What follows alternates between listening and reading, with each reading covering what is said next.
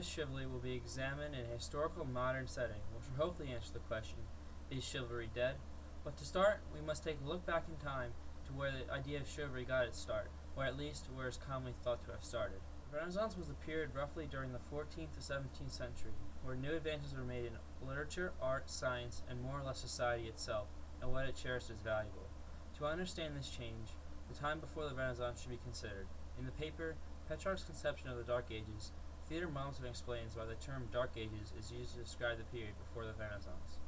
He quotes another author when saying that the term is a denunciation of the medieval conception of the world, of the medieval attitude toward life, and of the culture of the Middle Ages, as well as a declaration of war against the era of darkness and its scale of values. While the Dark Ages may not have been as dark as described by those who came directly after it, their use of the term Dark Ages allows us to assume how bad these people perceived it to be. While the Dark Ages may not have been as dark as described by those who came directly after it, their use of the term Dark Ages allows us to assume how bad these people perceived it to be. This provides an explanation for their efforts to recreate society and start a period known as the Renaissance. Mommsen goes on to name those men who are likely the ones who got the ball rolling. They include men like Boccaccio, Filippo Villani, Ghiberti, and others who contrasted the rebirth of the arts and letters with the preceding period of cultural darkness. These men, with multiple others, changed the focus of society away from religion and towards humanism. The attention to how the human body and mind worked, as well as how the human should act, led to new scientific and social developments. From this change, people began to set a new standard for how to conduct oneself, which became known as chivalry. This high standard was originally meant to be set for knights and other people of the high class of the time. Merriam-Webster describes chivalry as the system of values such as loyalty and honor that knights of the Middle Ages were expected to follow, or an honorable and polite way of behaving toward women. The first definition is helpful in realizing what chivalry was during the Renaissance and its importance to society. The standard for a knight was to be loyal to those he fights for and protect those who cannot protect themselves. Often a knight had a lady, either a princess or a high-class woman, who he fought in honor of and remained faithful to, but was not to embrace sexually. The lady was to be unattainable for the knight. The idea of chastity and respect for women expressed by the knights ties the first definition to the second, which will be important when discussing modern-day chivalry. Knights were role models, for lack of a better term, and were held in high esteem, so they were set to the highest standards and expectations, with chivalry being one of them. From these descriptions of the knight's chivalric code, the significance in the social order of the Renaissance is clear.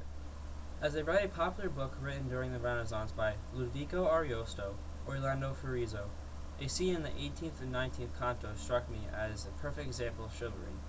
The scene opens with two Moors, Clodion and Mador, fighting in a war against the Christian Empire ruled by Charlemagne. After learning of the death of their lord in battle, they decide to try to recover his body in order to give him an honorable burial. Ariosto writes, speaking as Mador, that I feel that even if I gave my life to serve his fame, I could not repay him or discharge my immense debt to him. I mean to find him so that his body does not remain in a field unburied. This mission tests their loyalty to both their lord and to each other. As Mador and Clodion are returning with their lord's body, they are spotted and soon surrounded by the enemy. Mador stays with the body, while Clodion escapes to a place nearby.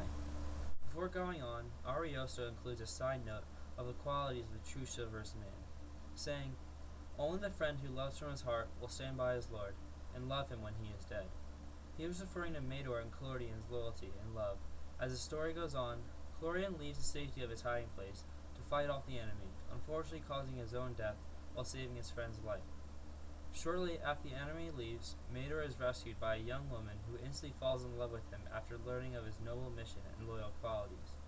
From Ariosto, we learn that qualities such as loyalty, kindness, bravery, and love are all embodied in the chivalric code.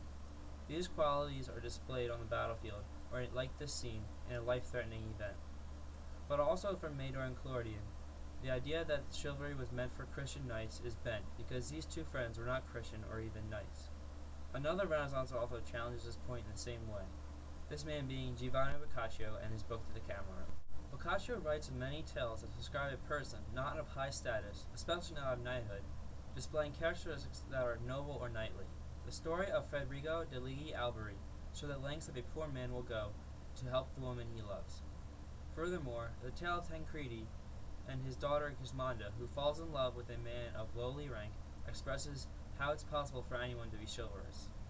The man Guiscardo, a valet for Tancredi, is described by Boccaccio as a man of exceedingly humble birth, but noble in character, and that, comparing Tancredi's nobles' lives, their customs and their manners, with those of Guiscardo, and if you judge the matter impartially, you will conclude that he alone is a patrician, else all these nobles of Tancredi are plebeians.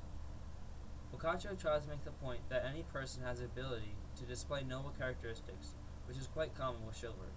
So now we have a list of characteristics that can be considered chivalric by Renaissance standards. They are loyalty, bravery, kindness, politeness, selflessness, a willingness to sacrifice for those you love, defending those who cannot protect themselves, respect, as well as chastity or refrainment from sex when not appropriate.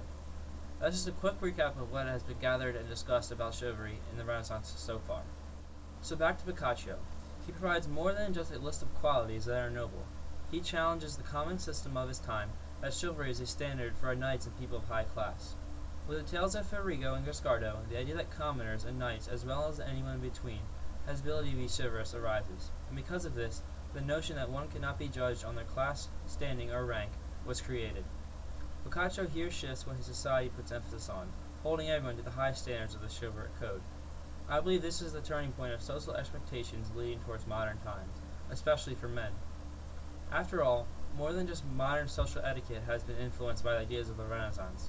The approaches of Leonardo da Vinci on the scientific method through experimentation and observation are the basis of making new developments in science today. Politicians are described as Machiavellian, who are clever and cunning, but often use tricks or deception.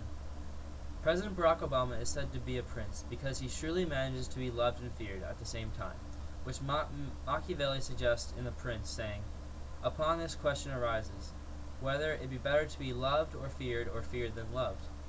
It may be answered that one should wish to be both."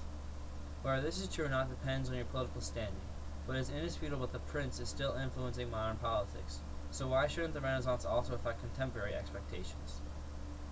The common standards of a modern gentleman to be mannerly, loyal, respectful toward women, as well as a need to protect women and ensure their safety, is derived from the Renaissance recreation of chivalry. Unfortunately, there's a common cliche that chivalry is dead amongst the youngest generation, which may mark the end to a social system that has survived for hundreds of years. My parents talk of a time when men would hold doors for women or defend them from any danger she may encounter. The man was always courteous and respectful toward women, and never pushed too far in a sexual sense. The idea of no sex before marriage was very common. This follows with the Renaissance chivalric code, where men were expected to be loyal and defend their lady, while showing self-restraint. But it is argued that in today's newest generation, men are less likely to do the things their parents would have done when courting a young woman, or simply just interacting with them. It may be true that men are now not as readily fighting for a girl if she is disrespected, or paying for dates, or doing certain things that were done years ago. Also, no sex before marriage is becoming less and less common. But is this a loss of chivalry? Are these things really the result of men losing respect for women?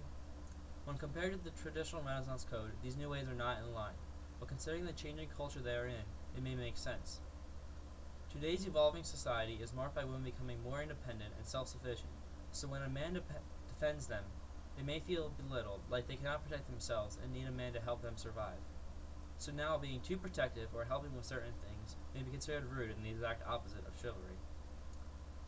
As society changes, so too must the standards for social etiquette. Those who say chivalry is dead judges today's actions with yesterday's expectations. At the same time, Renaissance chivalry still has its influences on the modern day, but the key is to look at the basic ideas at its core.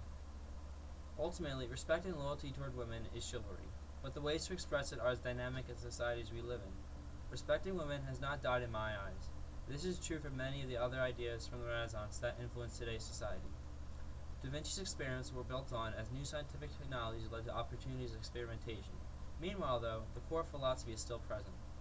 Also, Machiavelli's Prince is still relevant to politicians today, but specific modes of instilling fear and love, for example, may change as society does. So chivalry is not dead, although it has changed in the ways it is expressed as compared to the Renaissance.